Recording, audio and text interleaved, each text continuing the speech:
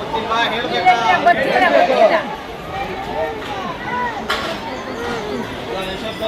ಗಲಾಟೆ ಮಾಡಬಾರ್ದು. ನೋಡಿ, ಈ ಊರ ಹೆಸರು ಬಂದು ಭಿಕ್ಷಾಲಯ ಅಂತ ಕರೀತಾರ. ಹಳೆಯ ಹೆಸರು ಭಿಕ್ಷಾಲಯ, ಇವಾಗ ಬಿಚ್ಚಾಲಯ ಅಂತಾಗಿದೆ. ನೀವೆಲ್ಲ ಮಂತ್ರಾಲಯಕ್ಕೆ ಹೋಗಿ ಬಂದ್ರ ಎಲ್ಲಾರು? ಮಂತ್ರಾಲಯದ ಹಳೆಯ ಹೆಸರು ಮ್ಯಾಂಚಾಲಯ, ಇವಾಗ ಮಂತ್ರಾಲಯ ಅಂತ ಆಗಿದೆ. ನೀವೆಲ್ಲ ಪೂಜ್ಯಾಯ ರಾಘವೇಂದ್ರಾಯ ಸತ್ಯ ಧರ್ಮರಥಾಯ ಚ ಮಂತ್ರ ಕೇಳಿದಿರಲ್ವಾ? ಆ ಮಂತ್ರ ಶುರುವಾಗಿದಂತಹ ಸ್ಥಳ ಜಾಗ ಇದು.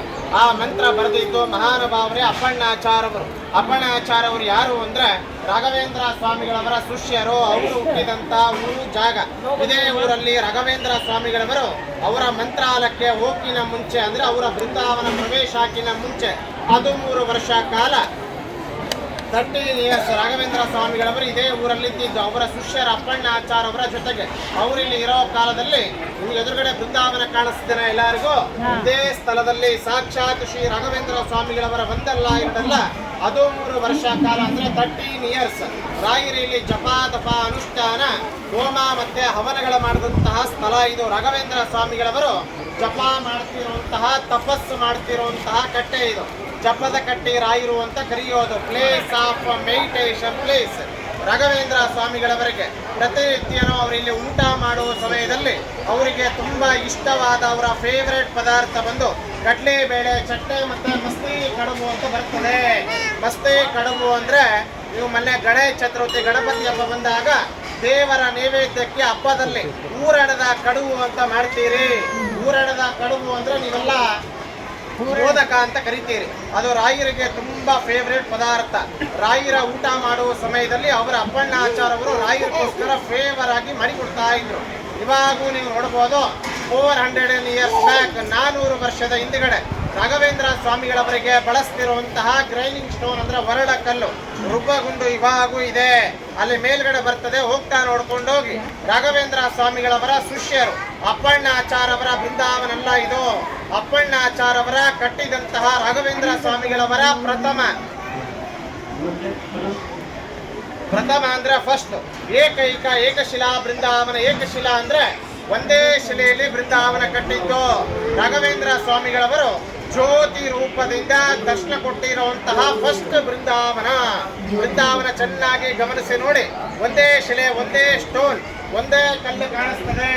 ಈ ತರ ನಿಮಗೆ ಬೃಂದಾವನ ಈ ಕ್ಷೇತ್ರದಲ್ಲಿ ಬಿಟ್ಟರೆ ನಿಮ್ಗೆ ಎಲ್ಲೋ ನೋಡ್ಲಿಕ್ಕೆ ಸಾಧ್ಯ ಇಲ್ಲ. ನೀವೆಲ್ಲ ಮಂತ್ರಾಲಯಕ್ಕೆ ಹೋಗ್ಬಂದ್ರ ಎಲ್ಲಾರು? ಮಂತ್ರಾಲಯದಲ್ಲಿ ಇರೋ ಬೃಂದಾವನಕ್ಕೂ ಇಲ್ಲಿ ಇರೋ ಬೃಂದಾವನಕ್ಕೂ ಚೇಂಜಸ್ ಏನು, ವ್ಯತ್ಯಾಸ ಏನು ಅಂದ್ರೆ ರಾಯರು ಜೀವಂತವಾಗಿ ಕೂತಿದ್ದು ಮಂತ್ರಾಲಯದಲ್ಲಿ, ಇಲ್ಲೆಲ್ಲ ಇಲ್ಲಿಂದ ಹೋಗಿ ಅವರ ಸಜೀವವಾಗಿ ಬೃಂದಾವನ ಆಗ್ಬಿಡ್ತಾರೆ. ಮಂತ್ರಾಲಯದಲ್ಲಿ ಇರೋ ಬೃಂದಾವನಕ್ಕೆ ಮೂಲ ಬೃಂದಾವನ ಅಂತ ಕರಿಬೇಕು. ನೀವೆಲ್ಲ ಜೀವ ಸಮಾಧಿ ಅಂತ ಏನೋ ಕರಿತೀರಿ, ಕರಿಬಾರ್ದು. ಮೂಲ ಬೃಂದಾವನ ಅಂತ ಕರಿಬೇಕು. ಯಾಕೆಂದ್ರೆ ರಾಯರ ಬೃಂದಾವನ ಆಗ್ಬೇಕಾದ್ರೆ ಒಂದು ಮಾತು ಹೇಳಿ ಬೃಂದಾವನ ಆಗ್ತಾರೆ. ನಾನು ಈ ಕಲಿಯುಗದಲ್ಲಿ 700 ವರ್ಷ ಕಾಲ 700 ಇಯರ್ಸ್ ನಾನು ಜೀವಂತವಾಗಿರ್ತೇನೆ ಅಂತ ಹೇಳಿ ಅವರು ಬೃಂದಾವನ ಆಗಿತ್ತು.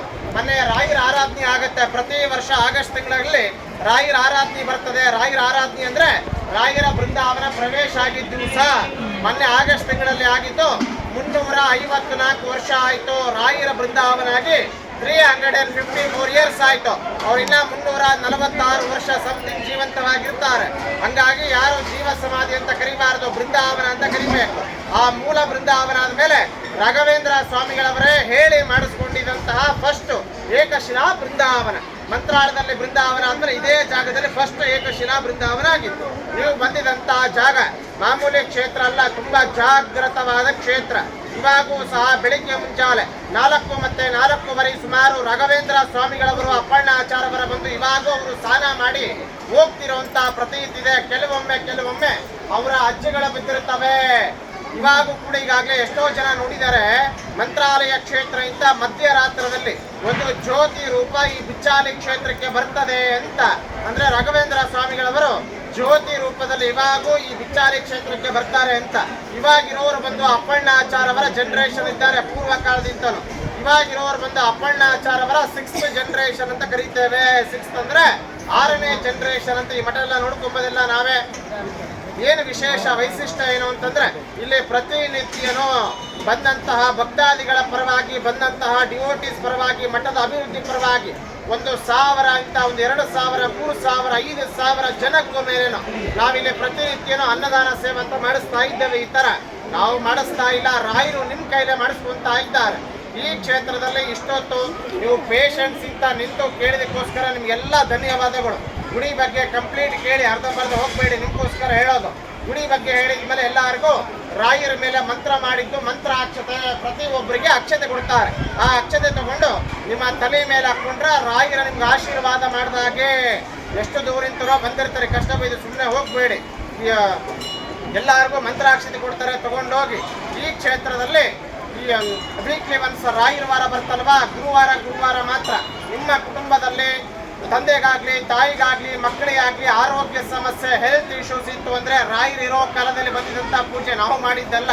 ನಿಮ್ಮ ಕುಟುಂಬದಲ್ಲಿ ಆರೋಗ್ಯ ಸಮಸ್ಯೆ ಇತ್ತು ಅಂದ್ರೆ ನಿಮ್ಮ ಮಕ್ಕಳ ವಿದ್ಯಾಬುದ್ಧಿ, ಮಕ್ಕಳ ಎಜುಕೇಶನ್ ಪರವಾಗಿ, ಮಕ್ಕಳ ಜಾಬ್ ಆಗ್ಲಿ, ನಿಮ್ಮ ಮನೆಯಲ್ಲಿ ಸಂಸಾರದಲ್ಲಿ ಕುಟುಂಬದಲ್ಲಿ ಮನೆಯಲ್ಲಿ ನೆಮ್ಮದಿ ಶಾಂತಿ, ಮನೆಯಲ್ಲಿ ಕಿರಿಕಿರಿ, ಬ್ಲ್ಯಾಕ್ ಮ್ಯಾಜಿಕ್ ಪರವಾಗಿ, ಮನೆಯಲ್ಲಿ ದುಡ್ಡು ನಿಲ್ತಾ ಇಲ್ಲ, ಹಣಕಾಸಿನ ತೊಂದರೆ, ಫೈನಾನ್ಸ್ ಪ್ರಾಬ್ಲಮ್, ಫೈನಾನ್ಸ್ ರಿಕವರಿ, ಚರ್ಮ ರೋಗದ ಪರವಾಗಿ, ಸ್ಕಿನ್ ಡಿಸೀಸ್, ಕೋರ್ಟ್ ಕೇಸ್ ಪರವಾಗಿ, ನಿಮ್ಮ ಮನೆಯಲ್ಲಿ ಯಾರಿಗಾನ ಮದುವೆ ಆಗಿಲ್ಲ, ಮದುವೆಯಾಗಿ ಎಷ್ಟು ವರ್ಷ ಆಯ್ತು, ನಾವೆಲ್ಲ ಕಡೆ ಪೂಜೆ ಮಾಡಿಸಿ ಅದು ನಮಗಿನ ಮಕ್ಕಳಾಗಿಲ್ಲ, ಸಂತಾನ ನಾಗದೋಷ, ಕುಜದೋಷ, ರಾಹು ದೋಷ, ಶತ್ರು ದೋಷದ ಪರವಾಗಿ ಈ ಕ್ಷೇತ್ರದಲ್ಲಿ ನೀವು ಯಾರ್ಯಾರು ರಾಯರ ಕ್ಷೇತ್ರಕ್ಕೆ ಬಂದಾಗ ಬೇಡಿಕೆ ಸಮೇತ ಸೇವಾ ಮಾಡಿಸಿರ್ತೀರೋ, ನಿಮ್ಮ ತಂದೆ ತಾಯಿ ಮಕ್ಕಳ ಹೆಸರ ಮೇಲೆ ಹೇಳಿದ ಮೇಲೆ ಅದು ಏನೇ ಬೇಡಿಕೆ ಇದ್ರೂ ಕೂಡ ರಾಯರ ಹತ್ರ ಮುಚ್ಚಿಡಬಾರ್ದು. ಆ ಬೇಡಿಕೆ ಬರ್ಕೊಂಡು ನೀವು ಅನ್ಕೊಂಡಿದ್ದಾಗಬೇಕು ಅಂತ ಹೇಳಿ ರಾಯರ ಬೃಂದಾವನ ಮುಂದ್ಗಡೆ ಸಂಕಲ್ಪ ಅರ್ಚನೆ ಮಾಡಿ ನಿಮ್ಮ ಹೆಸರ ಮೇಲೆ ಗುರುವಾರ ಇಲ್ಲಿ ಹೋಮಗಳಾಗುತ್ತೆ. ಇಲ್ಲಿ ಸುದರ್ಶನ ಹೋಮ, ನವಗ್ರಹ ಹೋಮ, ಧನ್ವಂತರಿ ಹೋಮ, ಆಯುಷ್ ಹೋಮ, ಮೃತ್ಯುಂಜಯ ಹೋಮ, ಲಕ್ಷ ಜಪ ನಡೀತದೆ. ನಿಮಗೆ ಲಾಸ್ಟ್ ಒಂದು ಹೇಳ್ತೀನಿ, ಎಷ್ಟೋ ಜನ ಇಲ್ಲಿ ಪೂಜೆ ಮಾಡಿಸಿ ಹೋಗಿ ಒಂದು 10, 20, 30 ದಿವಸದ ಒಳಗಡೆ ಫೋನ್ ಮಾಡಿ ಹೇಳಿದ್ದಾರೆ, ಸ್ವಾಮಿ ನೀವು ಹೇಳ್ದಂಗೆ ಆಗಿದೆ ಅಂತ. ನಾವು ಮಾಡುವುದು ಏನು ಇಲ್ಲ. ರಾಯರಿಗೆ ಇಷ್ಟವಾದ ಮಂತ್ರವನ್ನು 1008 ಸಲ ಹೇಳೋ ಸಮಯದಲ್ಲಿ ನೀವು ಯಾರ ಹೆಸರ ಮೇಲೆ ಮಾಡಿಸ್ತಿರ್ತೀರೋ ಅವರ ಹೆಸರು, ಆ ಬೇಡಿಕೆ ಸಹ ಬರ್ಕೊಂಡು ನಿಮ್ಮ ಹೆಸರ ಮೇಲೆ ರಾಯರ ಬೃಂದಾವನ ಮುಂದ್ಗಡೆ ಸಂಕಲ್ಪ ಆಗುತ್ತೆ, ನಿಮ್ಮ ಹೆಸರ ಮೇಲೆ ಹೋಮಗಳಾಗತ್ತೆ, ನಿಮ್ಮ ಹೆಸರ ಮೇಲೆ ಸಾವಿರಾರು ಜನ ಭಕ್ತಾದಿಗಳು ಬ್ರಾಹ್ಮಣರು ಊಟ ಮಾಡ್ತಾರೆ. ಆ ಊಟ ಮಾಡಿದಂತ ಭಕ್ತಾದಿಗಳನ್ನ ನೆನೆಸ್ತಾರೆ ನೋಡಿ, ಅದೇ ನಿಮಗೆ ರಾಯರ ಕಾಪಾಡದ ಕಷ್ಟ ನಿವಾರಣೆ ಆಗುತ್ತೆ, ಅನ್ನದಾನ ಫಲ ಬರ್ತದಂತ ಹೇಳ್ತಾ ನೀವೆಲ್ಲರೂ ಕೂಡ ಅನ್ನದಾನ ಸೇವಾ ಕಾಣಿಕೆ ಕೊಳ್ಳೇಬೇಕು. ಅನ್ನದಾನ ಸೇವೆ ಭರಿಸಲೇಬೇಕಂತ ಯಾರಿಗೆ ಬಲವಂತ ಇಲ್ಲ, ಫೋರ್ಸ್ ಇಲ್ಲ. ಅನ್ನದಾನ ಸೇವೆ ಮಾಡಿಸ್ಬೇಕು ಅಂತ ನಿಮ್ಮ ಮನಸ್ಸಿಗಿತ್ತು ಅಂದ್ರೆ ಈ ಕ್ಷೇತ್ರದಲ್ಲಿ ಒಂದು ದಿವಸ ಅನ್ನದಾನ ಮಾಡಿಸ್ಬೇಕು ಸದ್ಯಕ್ಕೆ ಅಂತಂದ್ರೆ ನೀವೆಲ್ಲರೂ ಮಾಡಿಸ್ಬೋದು. ಕೇವಲ 508 508 508 ಕೊಟ್ರೆ ಒಂದು ದಿವಸ ಕಂಪ್ಲೀಟ್ ಅನ್ನದಾನ ಆಗುತ್ತೆ. ತಂದೆ ತಾಯಿ ಹೆಸರು ಹೇಳಿದ ಮೇಲೆ ಮನೆ ಹೊರಗಡೆ ಆಫೀಸ್ ದುಡ್ಡು ಬೇಡಿಕೆ ಹೇಳಿ ಬರ್ಕೊಂಡು ನಿಮಗೊಂದು ಮಂತ್ರ ಕೊಡ್ತಾರೆ. ನಿಮ್ಮ ಹೆಸರ ಮೇಲೆ ಈ ತರ ಸಾವಿರಾರು ಜನ ಭಕ್ತಾದಿಗಳು ಊಟ ಮಾಡ್ತಾರೆ. 508 ಒಂದು ದಿವಸ ಆಗುತ್ತೆ, ಅಲ್ಲೇ ಕೊಟ್ಟು ಬರೆಸ್ಬೇಕು. ಇಲ್ಲ ಇದಕ್ಕಿಂತ ಕಡಿಮೆ ಮಾಡಬೇಕು ಅಂದ್ರೆ 101 201 101 ಕೊಡ್ಬೋದು.